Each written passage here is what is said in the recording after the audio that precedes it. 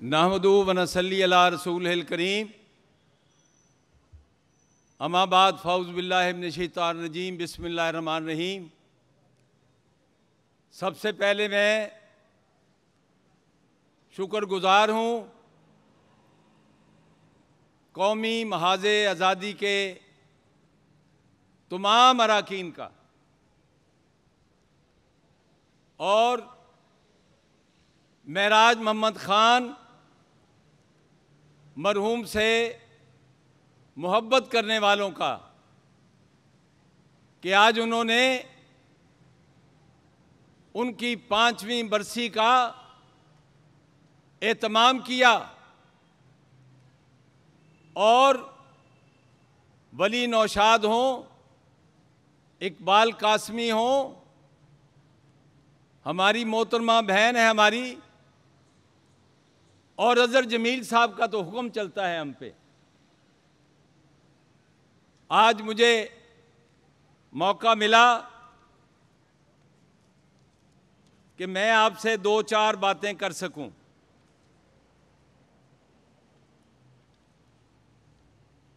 वो क्या खूब गुफ्तगू की है हमारे कुछ दोस्तों ने, और यहाँ तक कह गए कि ये मुल्क नहीं रहेगा। चले गए वो।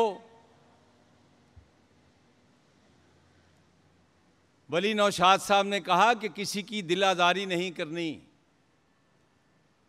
मैं दिल आज़ारी नहीं कर रहा, गुफ्तगू करूंगा। उनके अपने दलाइल हैं, हम भी अपनी कुछ राय रखते हैं।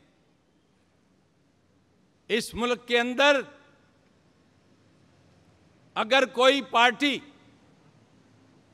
कोई भी पॉलिटिकल पार्टी, कोई सियासी लीडर अगर ये कहता है कि ये मुल्क नहीं रहेगा और फिर ये कहते हैं कि मिलके काम करें, तो ये तजाद है। अज़हर जमील साहब, ये तजाद है उनकी सियासत का।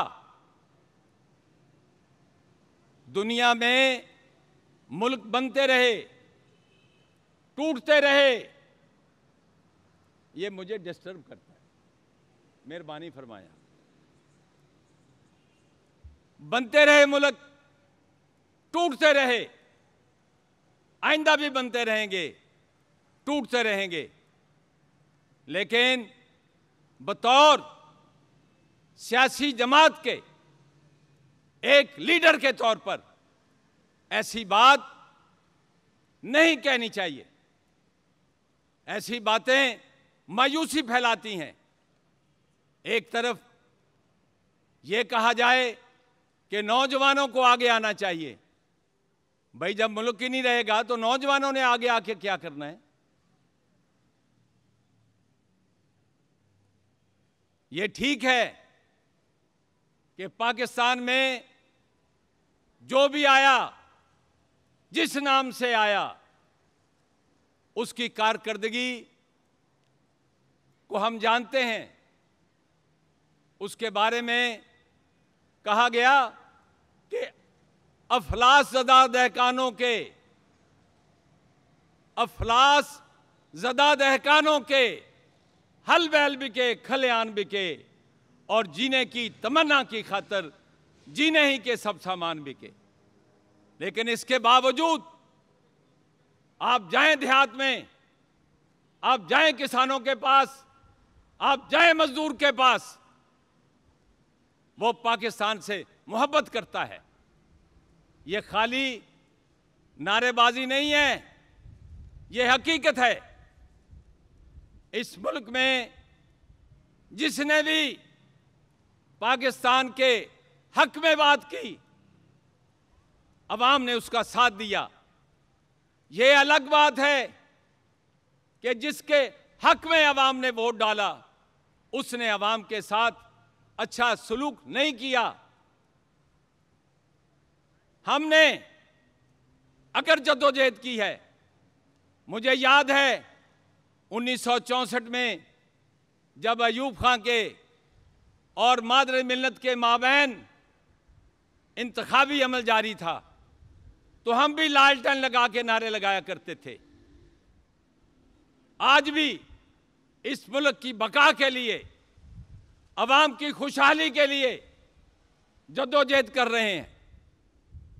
कोई शर्मिंदगी नहीं हमें। भाई आप बैठ जाएं, बैठ जाएं, ये तरीका नहीं है, बैठ जाएं। कोई शर्मिंदगी नहीं हमें। हम जेलों में गए, डंडे खाए, लाठियां खाई, फौजी अदालतें भुगती, लेकिन अगर कोई बेहतरी आई है तो वो उसी जद्दोजहद का नतीजा है जो यहां सियासी कारकुनों ने की। एक जमाना था कि हम छोटी सी जगह पर भी इज्तिमा करते थे तो उस पार्टी के शुरफा जो थे वो हम पर हमला कर दिया करते थे। उनकी पुलिस घरों में घुस जाती थी, उनकी FSF घरों में घुस जाती थी। आज हम बैठे कर रहे हैं ना बातें, इसका मतलब ये है कि बेहतरी आएगी, बेहतरी की उम्मीद रखनी है, और उम्मीद ही नहीं रखनी, उसके लिए जद्दोजहद करनी है।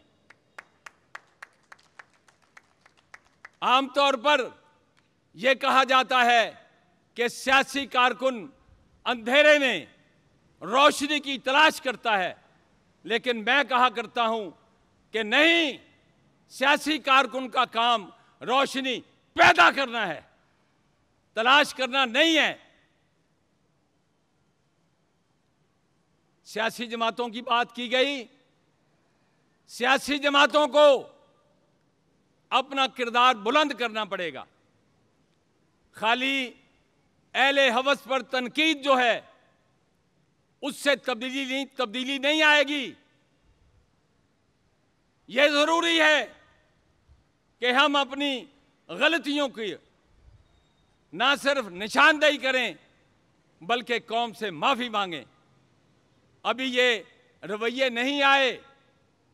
सियासत में हर कोई कहता है मैं तो उस नाना की औलाद हूं, कोई कहता है कि मैं उस दादा की औलाद हूं।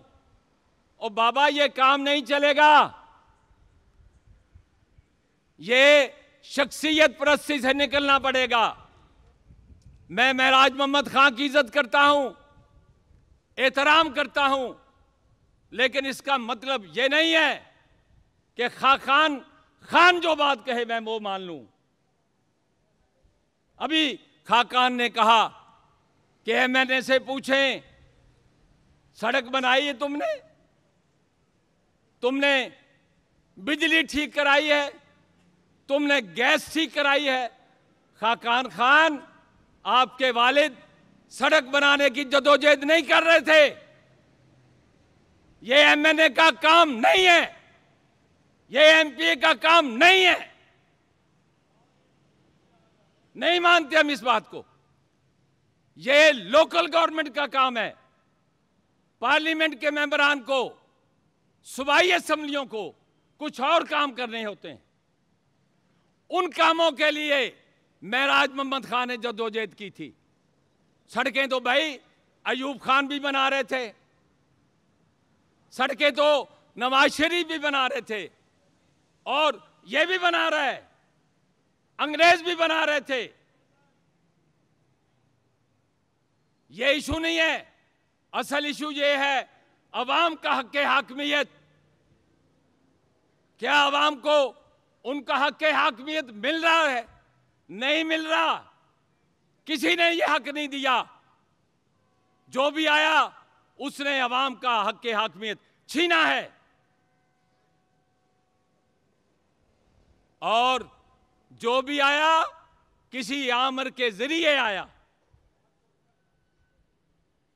हम नहीं मानते अयूब खां हो, याया खां हो, ज़ियाउल हक हो, परवेज मुशर्रफ हो, जो जो उनके साथ रहा उसने अवाम दुश्मनी की है, वो कभी भी अवाम दोस्त नहीं हो सकता। उसका कोई भी नाम था। हमें लकीर खींचनी है। अवाम दोस्त एक तरफ, अवाम दुश्मन दूसरी तरफ। ऐसे जिंदगी गुजारता। बात ये नहीं है, असूलों की बातें हैं। और ये जो अहले हवस हैं, इनमें कौन कौन शामिल है? इनमें जज हैं, जर्नैल हैं, बैरोक्रेट हैं, अरकाने पार्लियामेंट हैं, जागीरदार हैं, सरमायादार हैं, जर्नलिस्ट भी हैं और मुल्लायत भी है। इस मुल्लायत ने मुल्क का बेड़ा गर्क कर दिया। हमने देखा ज़िया-उल हक के ज़माने में कि देवबंदी उलमा जो थे वो बरेलवियों की मसाजिद पे कब्जे कर रहे हैं, क्योंकि वो हुकूमत में चले गए ज़िया-उल हक के साथ। ये तमाशे हमने देखे, ये सारा खेल हमने देखा है।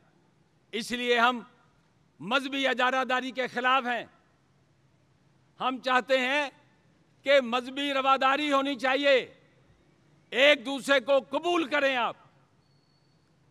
क्योंकि ये मुल्क जब बना, मुझे याद है जैसे दोस्तों ने कहा अभी कि जीएम सैयद ने करारदाद पेश की थी सिंध असेंबली में। इसी तरह मैं पंजाब की बात आपको सुनाता हूं। वहां 3 हमारे क्रिश्चियन भाई जो थे वो मेंबर थे पंजाब असेंबली के। 2 अरकान जो थे, जो हमारे क्रिश्चियन भाई थे, उन्होंने पाकिस्तान के हक में वोट दिया। वोट बराबर हो गए। मुसलमानों की अक्सरियत मुस्लिम लीग की नहीं थी।